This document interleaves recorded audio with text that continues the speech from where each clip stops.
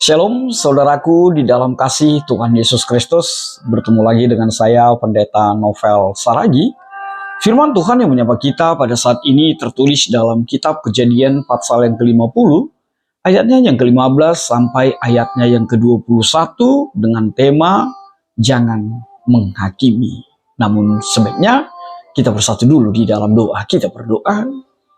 Bapa di dalam sorga, terima kasih Tuhan buat hari yang indah yang Kau berikan bagi setiap kami. Terima kasih Tuhan, kalau rasa rindu dengar-dengar akan firman-Mu menjadi kuat kami, maka berbicaralah Engkau Tuhan, sebab kami siap untuk menerimanya. Amin. Shalom saudaraku dalam kasih Tuhan Yesus Kristus, sahabat terbaik dalam kasih Tuhan. Seperti yang saya sebut tadi bahwa firman Tuhan yang menyapa kita saat ini tertulis di dalam Kejadian pasal yang ke-50, ayatnya yang ke-15 sampai ayatnya yang ke-21. Begini firman Tuhan. Ketika saudara-saudara Yusuf melihat bahwa ayah mereka sudah mati, mereka berkata, "Jangan-jangan Yusuf mendendam kepada kami dan akan membalas segala kejahatan yang telah kami perbuat terhadapnya."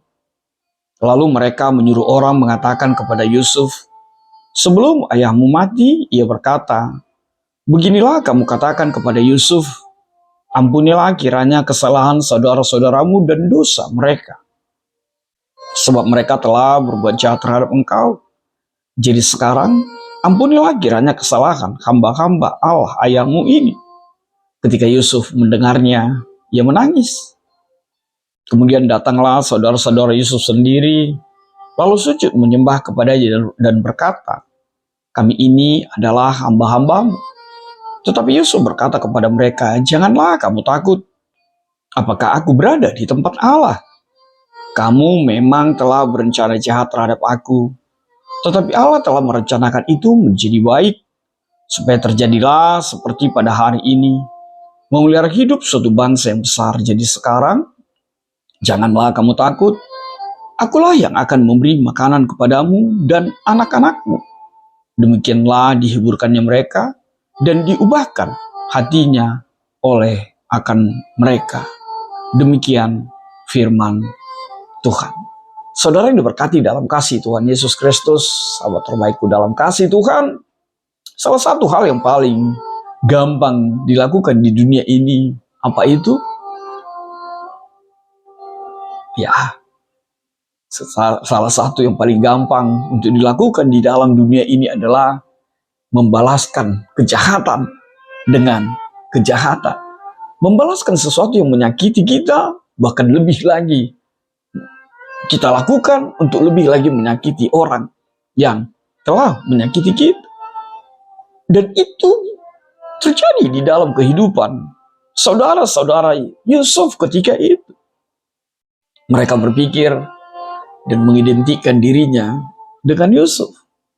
Kita tahu background latar belakang dari Nats ini, bagaimana Yusuf dijual oleh mereka, dan akhirnya Yusuf hidup sebagai budak. Namun akhirnya berkat Tuhan, karya Tuhan terjadi begitu luar biasa dalam kehidupan seorang Yusuf.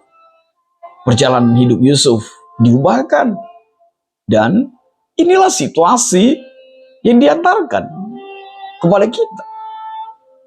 Memang saudara yang diberkati dalam kasih Tuhan, sahabat terbaikku dalam kasih Yesus, dibutuhkan kesadaran akan segala sesuatu, dosa, perbuatan, pelanggaran yang kita alami di dalam kehidupan kita. Dan memang kalau kita masih dianggap manusia, pastilah ada hati yang tidak nyaman ketika kita melakukan kesalahan. Bahkan secara umum digambarkan bahwa sejahat-jahatnya manusia itu, dia tahu sebenarnya ketika dia melakukan sesuatu yang salah di mata Tuhan. Dia mengerti sebenarnya dia itu salah. Dan puji Tuhannya, saudara Yusuf memahami hal itu dan memiliki situasi itu. Itu sebabnya mereka mengatakan di ayat yang ke-15 itu, "Jangan-jangan Yusuf mendendam kepada kami dan akan membalas segala kejahatan yang telah kami perbuat terhadapnya. Saudaraku dalam kasih Tuhan, itulah ketakutan akan keberdosaan, akan kesalahan yang mereka lakukan. Dia berada di dalam situasi yang lemah, mereka berada di dalam situasi yang diliputi oleh kesalahan-kesalahan mereka yang menjual adiknya Yusuf. Atas segala kecemburuan, atas segala ketersinggungan yang mereka alami oleh keberadaan seorang Yusuf. Tapi lihatlah apa yang terjadi. Yusuf tidak seperti apa yang mereka pikirkan. Yusuf tidak seperti apa yang mereka bayangkan. Yusuf tidak seperti apa yang mereka matematikakan. Bahkan Yusuf tidak seperti mereka. It's the point. Yusuf tidak membalaskan. Yusuf tidak menghakimi. Bahkan Yusuf tidak mendendam sedikit pun kepada setiap mereka.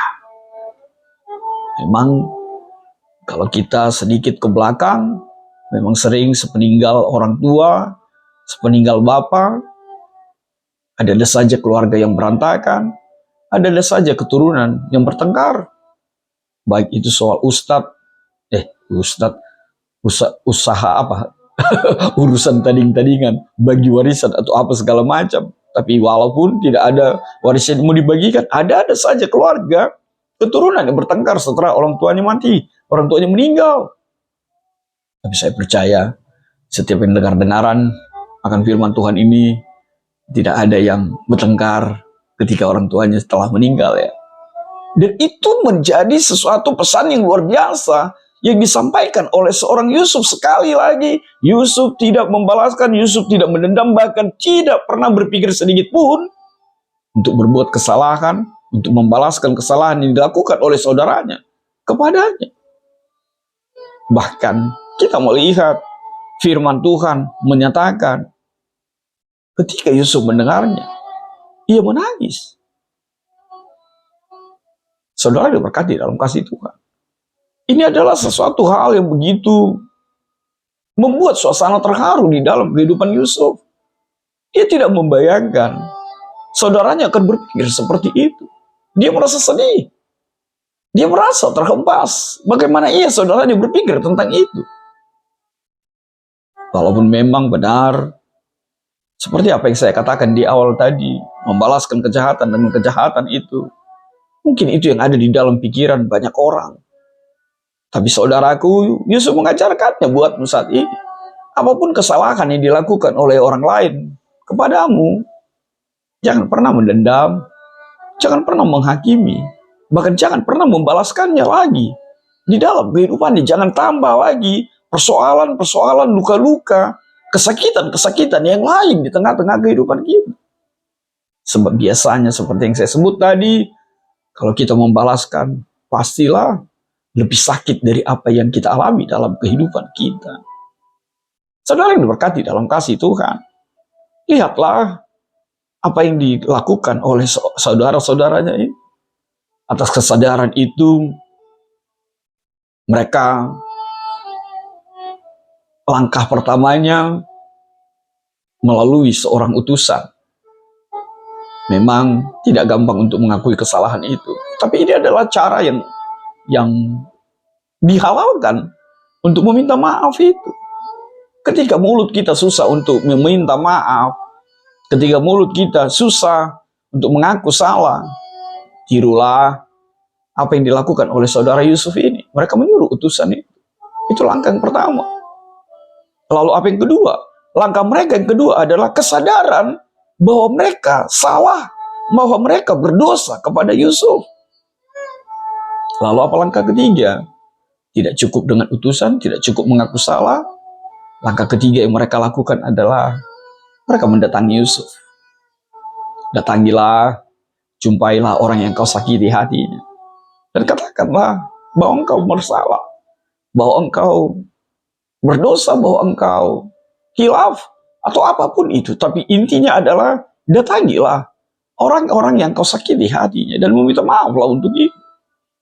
Dan kita melihat sebuah kebesaran seorang Yusuf itu.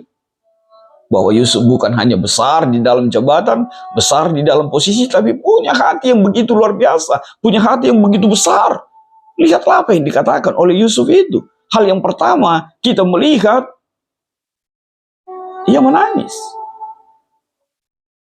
Karena apa? Dia tidak menyangka. Bahkan para saudaranya mengatakan, mereka adalah hamba-hambanya. Yusuf menangis. Sebab dia tidak seperti apa yang mereka katakan, pikirkan. Lalu apa yang kedua? Lihatlah apa yang dikatakan oleh Yusuf dengan mengatakan, janganlah kamu takut. Kenapa? Sebab memang kuasa ada di tangan Yusuf ketika itu. Dan memang apa yang dimiliki oleh orang bersalah seperti saudaranya itu pastilah ketakutan yang sangat. Dan Yusuf tahu itu. Makanya dia mengatakan, jangan takut. Sebab apa? Sebab hadir Yusuf bukan untuk menyakiti, bukan untuk membalaskan.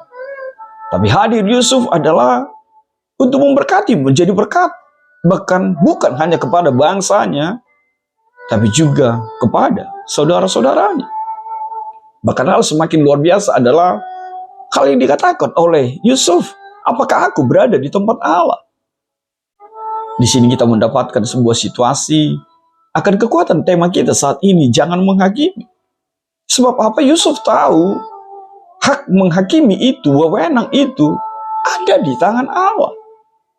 Maka Yusuf tidak mau merubah posisi itu. Sebab tidak seorang pun di muka bumi ini diberi Allah, diberi Tuhan Yesusmu untuk menghakimi. Tidak, tak satu pun. Menghakimi itu hanya ada di dalam tangan Yesusmu, di tangan Allahmu, di dalam kehidupanmu. Bahkan hal itu semakin luar biasa. Apa itu? Benarlah Yusuf ini orang yang diberkati Tuhan dengan hikmat kebijaksanaan yang luar biasa. Apa itu? Dia tidak selalu berpikir ke belakang. Dia tidak selalu melihat ke belakang. Tapi dia melihat apa yang sekarang dan apa nanti jauh ke depan. Apa yang dinyatakan dalam situasi itu? Ayat 20 menegaskannya, kamu memang telah berencana jahat terhadap aku. Tetapi Allah telah merencanakan itu menjadi baik. Supaya terjadilah seperti pada hari ini. Memelihara hidup suatu bangsa yang besar, saudaraku, dalam kasih Tuhan. Yusuf mau katakan, kalaupun setiap kamu, kalaupun setiap saudara-saudaranya berencana yang jahat, memiliki rencana jahat dalam kehidupannya, di dalam tangan Tuhan itu bisa diubahkan. Di dalam tangan Tuhan bukan kehendakmu yang jadi, bukan rencanamu yang jadi. Tapi yang terjadi adalah rencana Tuhan di dalam kehidupanmu. Dan disinilah kita mendapatkan sebuah kekuatan atau apa yang sering kita katakan, man proposes but God disposes. Manusia berencana, Tuhan yang menentukan. Bahkan hal yang lebih luar biasa, situasi, rencana jahat, rencana busuk itu lebih lagi diubahkan dengan perjalanan kehidupan Yusuf untuk memelihara hidup suatu bangsa yang besar. Saudaraku, maka hiduplah di dalam kebenaran firman Tuhan. Hiduplah di dalam rencana Tuhan. Bahkan hal yang lebih luar biasa dikatakan ayat yang ke-21 itu. Jadi sekarang janganlah kamu takut. Akulah yang akan memberi makanan kepadamu dan anak-anakmu. Itu penegasan yang terakhir. Apa itu? Yusuf bahkan memelihara orang-orang yang bersalah. Yusuf bahkan berjanji merawat keturunan setiap mereka. Yusuf berjanji memelihara itu. Yusuf berjanji merawat anak-anak. Artinya bukan hanya mereka yang Yusuf kasihi, walaupun mereka punya salah yang begitu hebat dalam kehidupan seorang Yusuf, tapi juga dia memberi dirinya bersimpati dan berempati buat keturunan mereka. Firman Tuhan mengatakan, demikianlah dihiburkannya dan diubahkannya hati mereka. Saudaraku dalam kasih Tuhan, yang dibutuhkan orang yang merasa bersalah dalam kehidupan ini adalah bukan dibalaskan kejahatannya, tapi hiburkanlah hatinya. Yang dibutuhkan orang yang bersalah dalam kehidupan ini adalah ubahkan hatinya. dan jadilah pribadi yang tidak seperti apa yang mereka bayangkan di dalam kehidupan ini. Agar apa? Agar dunia ini menjadi damai, agar dunia ini menjadi indah. Karena apa? Ada orang-orang yang mau menghiburkan hati orang yang disakiti, hati orang yang tersakiti di dalam kehidupan kita. Saudaraku dalam kasih Tuhan, apa yang bisa kita petik dari kebenaran firman Tuhan pada saat ini? Di dalam refleksi yang mau kita ditegaskan, hal yang pertama adalah milikilah kesadaran akan keberdosaan itu. Kalau kita tidak memiliki kesadaran itu, tidak dimungkinkan hati kita untuk berubah, diubahkan, apalagi bertobat. Yang kedua, pakailah teknik saudara Yusuf. Kalau susah bagimu untuk meminta maaf, pakailah perpanjangan tangan orang lain.